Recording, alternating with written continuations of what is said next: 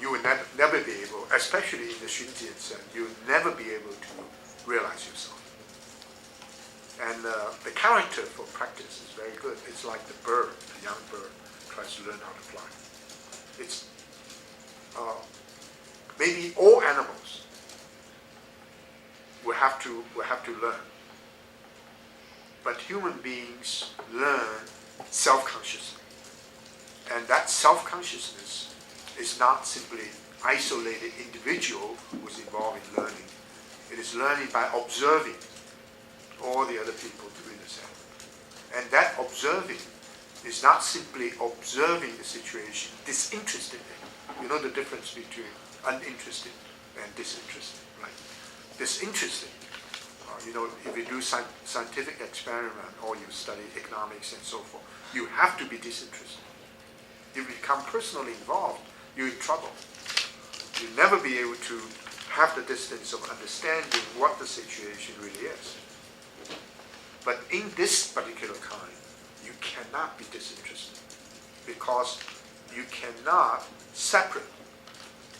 You cannot consider these two situations totally separate or distinct because it becomes totally internalized. Yes? So does Xunzi's idea of learning through practice, how exactly does that apply to learning from texts or something like that, directly? Oh gosh, meaning from texts. Is it just you don't practice? For example, let's say. But I meant, does he more firmly believe that if you read the text many times, again and again, that eventually the meaning will sort of just sink in, or is it more through discussion combined with the learning? It's much.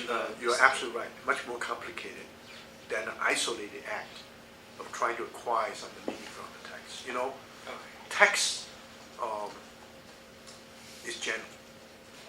You cannot, just imagine you have a privileged understanding of the text, which is yours. Not possible. You have to communicate with friends and especially with teachers. So normally, these texts are historical texts. These are classical texts. That's the reason I use the term routinization. The best way of describing routinization is your linguistic ability.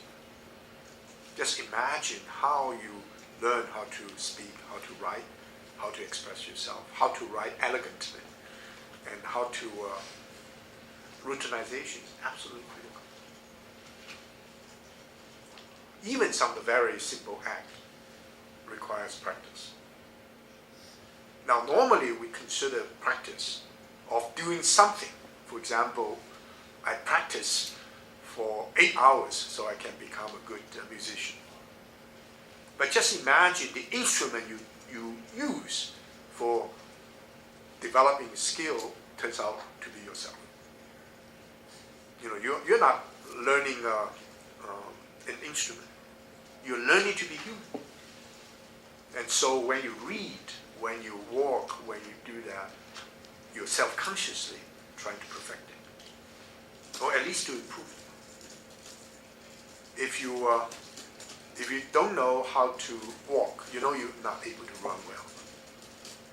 Normally we begin with crawling, right? And then gradually we know how to walk. That requires constant practice.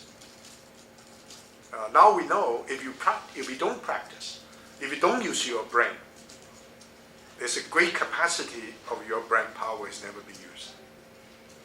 So you need to broaden it. Some people say you have the left brain or the right brain, right?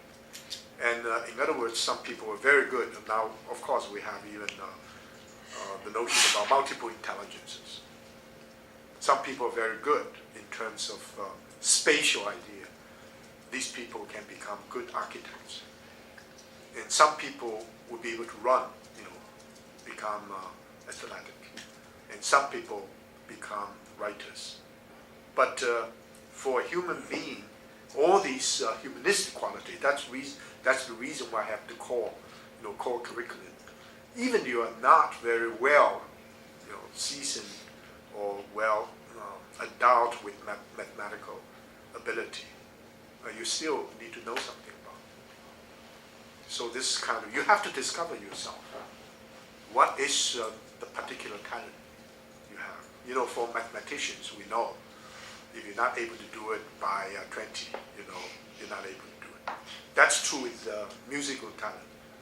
If you don't begin to really master a certain kind of instrument, you know you're not going to make it. For a violinist, probably below 10, you know, younger than 10. So this self-discovery is to be able to develop your talents. All these are very different. Xunzi absolutely, our mention is aware of it. But there's one kind of practice that every human being is equal. That is in the moral sense. But this moral sense is not something you say, I don't have, I just don't want to do it because that's not my talent.